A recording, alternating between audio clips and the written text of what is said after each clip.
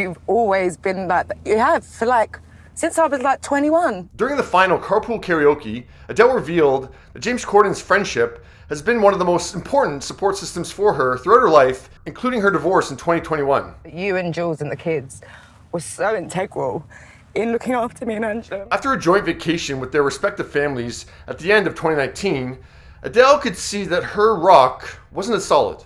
I said, what's wrong?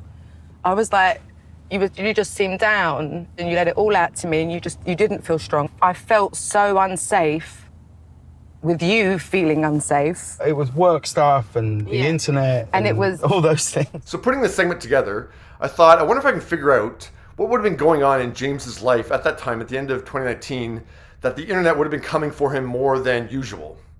Then I remembered what came out on December 20th, 2019. Right, well, that's not going to work, is it? Yeah, Cats at theaters in those final days of 2019. At the New York premiere earlier in the month, James brushed off the cold reception that the trailer got. This show has always been an incredibly unique and polarizing musical, always. That's what I say to you.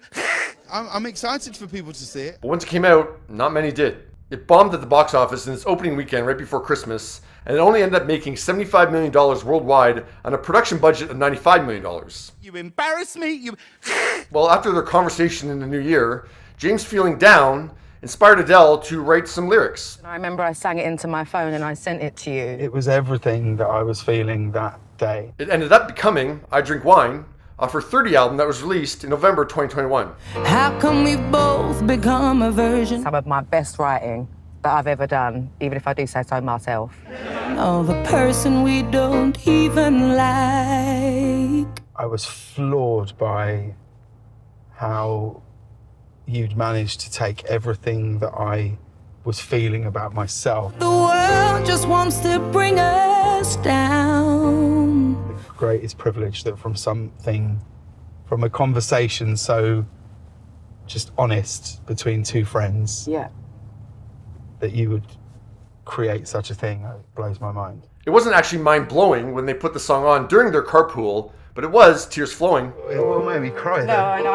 Every time I sing this song in Vegas, I think of you. I'm sure there are other factors that contributed to James feeling down on January 4th, 2020.